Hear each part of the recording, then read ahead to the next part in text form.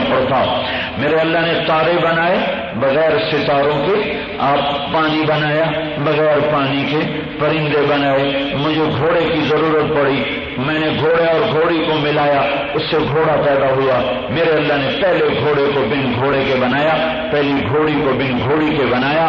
آدم کو مٹی سے بنا کر اس میں سانس ڈال دیا, مٹی کا پتلا بنایا, فرشتوں نے بنایا.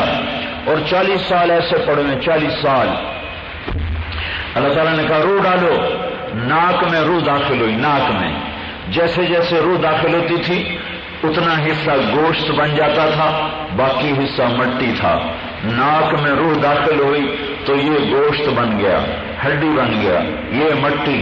پھر وہ آگے سر کی طرف گئی تو ماتھا چمکنے لگا, اور سر کی مٹی بالوں میں تبدیل ہو کر بل کھانے لگے.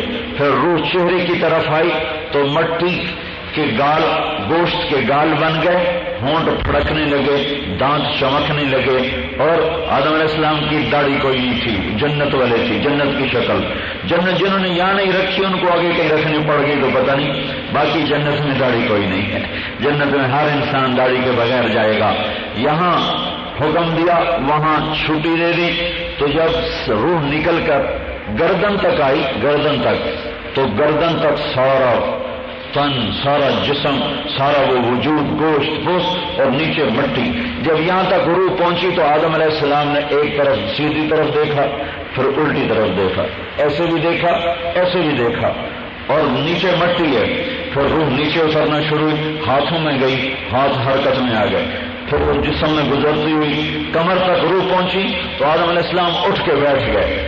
ابھی آگے پاؤں تک نہیں گئی تھی روح کہ آدم علیہ السلام اٹھ کے بیٹھ گئے. تو اللہ نے کہا وَكَانَ الْإِنسَانُ عَجُولًا, ارے آدم تو کتنا جلدی والا ہے, صبر تو کر لیتا, پاؤں تک تو تیری روح چلی جاتی, اب تیری اولاد جلد باز ہی رہے گی.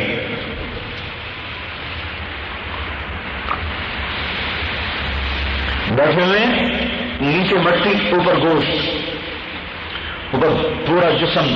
روح جا رہی ہے, جدھر جدھر جا رہی ہے جسم بدلتا جا رہا ہے. وہ پاؤں کے ناخن تک پہنچی ہے تو سارا وجود بنا ہے.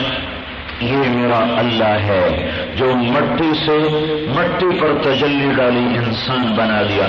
آدم علیہ السلام کی پسلی سے اماں حوا کو پیدا فرما دیا. ساری جنت کو بنایا,